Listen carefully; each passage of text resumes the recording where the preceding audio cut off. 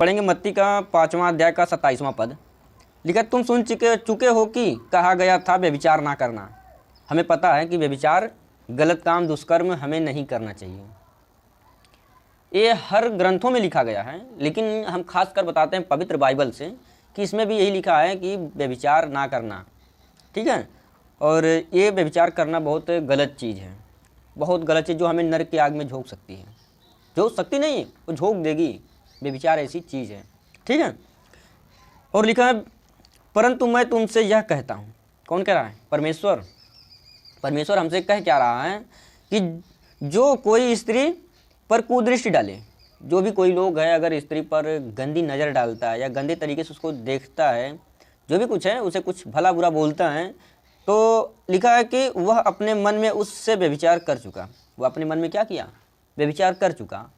अगर जैसे कोई है, कोई जा रहा है या कोई जा रही है, उसको बोल रहा है कि यार बहुत अच्छी लग रही है, वह उसके किसी अंग पर कुदृष्टि डालता है, वो देखने का प्रयास करता है, तो मान लो यही कि वह वो कर चुका है जो सोच रहा है।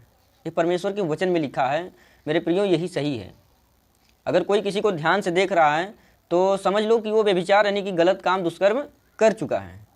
ठीक है। तो हमें इस बात को हमेशा ध्यान में रखना है, किसी को गंदी निगाहों से ना देखना है। ये नहीं सोचना कि हम करेंगे तभी गलत है। हमें गलत दृश्य डालना भी हमारे लिए गलत है, सबके लिए गलत है। ठीक है। यदि तेरी दाहिनी आंख तुझे ठोकर खिलाए तो, अगर हमारी दाहिनी आंख हमारी क्या करेगी? अगर हमें ठोकर खिलाए तब हमें क्या करना चाहिए? देख लो क्या लिखा है।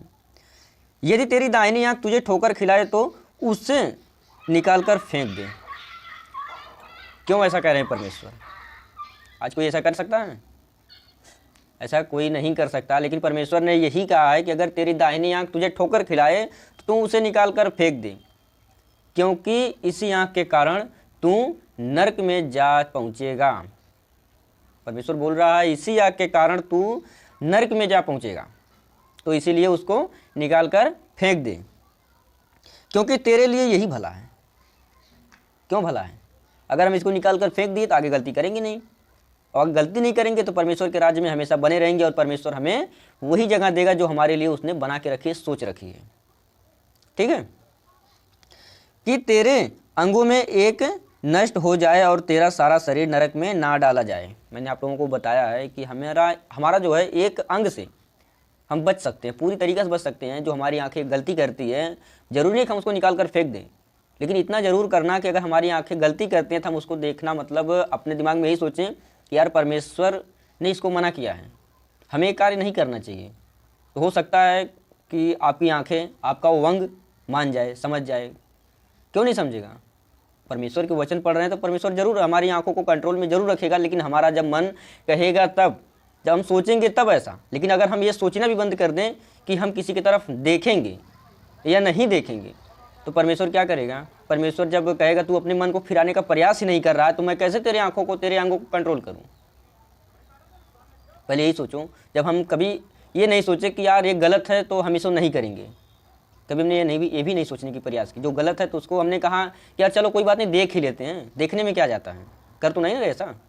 लेकिन ये गलत है, उसको दुख पहुंचा है। जिसने देखा कि हम गलत निगाह से देख रहे हैं उसको भी दुख पहुंचा, और वो दुख हमारे लिए नरक की आग है। वो उसका दुख हमारे लिए नरक की आग है, जो परमेश्वर को भी दुख होता है इस बातों पर कि मैंने इनको वचन को दिया लेकिन इन्होंने उन पर ध्यान नहीं दिया। ठीक है। लिखा, यदि तेरा दाहिना हाथ तुझे ठोकर खिलाए तो उसको काट कर फेंक दे। हमारे दाहिने हाथ की बात हो रही है, धीरे धीरे हमारे एक एक अंगों की बात होगी।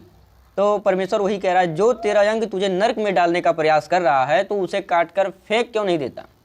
फेंक दे तो उसको, ताकि तेरा शरीर पूरा नरक की आग में जाने से बच जाए। ठीक है। परमेश्वर फिर भी हमें बचाने का प्रयास कर रहे हैं कि ये नरक की आग में ना जाने पाए। आगे देखते हैं। क्योंकि तेरे लिए यही भला है, ये हमारे लिए क्या है? अच्छा है कि तेरे अंगों में से एक नष्ट हो जाए। ये हमारे लिए भला है कि हमारा जो है, जो गंदा है शरीर, जो हमारा अंग गंदे काम करते हैं, उसको ना रहना ही हमारे लिए भला है। उसका ना रहना हमारे लिए भला है, जो परमेश्वर ने हमसे बताया है कि ये क्या है? तुम्हारे लिए भला है।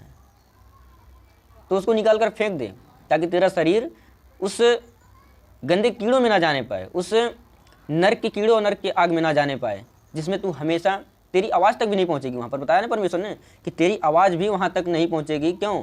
जब हम आग से बोलेंगे उधर नीचे से, तो परमेश्वर तक हमारी आवाज़ भी जाना मुश्किल हो जाएगा, क्योंकि परमेश्वर कहते हैं कि अगर मैं सुनूंगा भी तो तुझे एक ही उत्तर दूंगा कि क्या तूने मेरी सुनी थी? जब तू वैभव में था, जब तेरे पास बहुत धन संपत्ति थी, क्या तूने मेरी एक सुनी थी? अगर आज तू सुनता तो आज तुझे ये दिन ना देखना पड़ता। ठीक है, तो इसीलिए मैं बोल रहा हूँ आप लोगों से कि इन जो कलामों को, जो परमेश्वर ने वचनों को दिया है, उस पर ध्यान दीजिए। और ये ना सोचे कि हम इसको देख रहे हैं या हमारा ये हाथ किसी को टच कर दिया तो ये कहें कि यार टच करने से थोड़ी कुछ होता है। जब तक हम वो गलत काम करें ना, तब तक नहीं कुछ होगा। ये आप अपने अंदर गलतफहमी ना रखें, क्योंकि गलत वो भी है और वो सबसे बड़ी गलती है। वही है जो हम व्यभिचार लोगों से करते हैं और उससे हम कर चुके हैं। हम करने में हमें तो बहुत परेशानी भी आ सकती है, बहुत सी दिक्कतें आ सकती हैं हमारे सामने, लेकिन ये हमारी आंखें हैं जो ये डायरेक्ट व्यभिचार कर देती हैं। ये हाथ हमारा जो है डायरेक्ट व्यभिचार कर देती है, मुख जो हमारा है डायरेक्ट व्यभिचार कर देता है। तो हमें व्यभिचार से बचना है, परमेश्वर की आज्ञाओं पर चलना है, उनके मानना आज्ञाओं को। ठीक है, नेक्स्ट हो जाए लिखा, और तेरा सारा शरीर नरक में ना डाला जाए।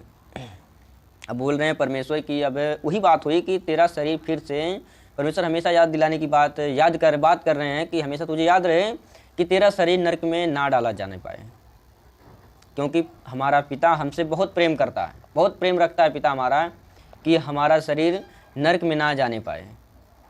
ठीक है, उसने हमें बनाया, उसे भी दुख है कि हमारे बच्चे जिनको हमने बनाया वो आज गलत रास्ते पे जा रहे हैं।